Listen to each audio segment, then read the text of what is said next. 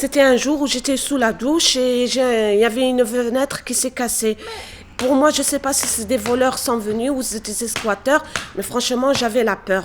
Alors, je suis allée voir Monsieur Donadio pour lui expliquer, lui faire montrer. Il s'est déplacé, il est venu me voir chez moi et tout. Il m'a dit, de toutes les façons, ne vous inquiétez pas, on vous a trouvé un appartement. Et là, j'ai lui dit où c'est. Il m'a dit dans le quartier. Parce que nous, on a demandé dans le quartier. Je me suis habituée dans le quartier. Et il y a un mois de ça, il m'appelle, il me dit que je vais visiter l'appartement.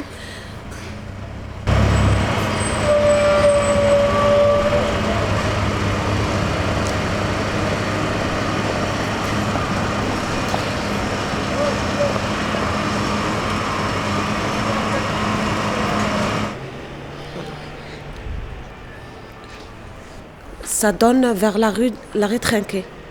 C'est-à-dire on rentre par la République, mais tous les fenêtres de salle de séjour et celles de la cuisine se trouvent vers la rue Trinquet. Et les fenêtres de la chambre, les chambres, se trouvent vers la cour.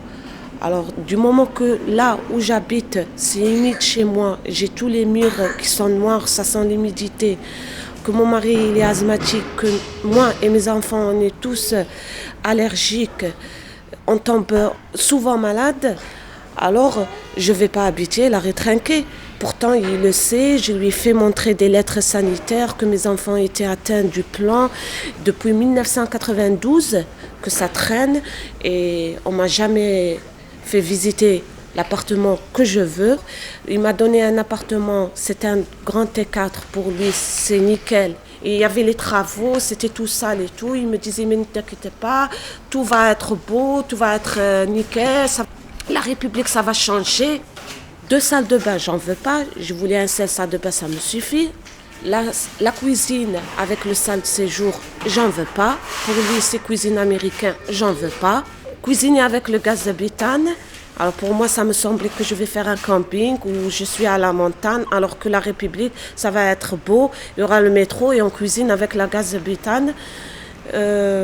Chauffer avec l'électricité, c'est moi qui paye. Il m'a dit que le bail sera à vie, alors que c'était pas vrai. Il a dit que le loyer, ça va pas bouger, alors que c'était pas vrai. Il s'arrêtait pas de me forcer la main et de me dire ça va être le dernier appartement que vous allez visiter. J'ai dit oui, c'est le dernier appartement, mais pour moi, c'est le premier et le dernier. Alors que j'ai le droit de visiter 3 ou 4 appartements. C'est le premier pour moi et ça va être le dernier. Et c'est là qu'il s'est énervé. Il m'a dit vous restez là où vous êtes et quand votre bail sera fini, le propriétaire il vous mettra dehors.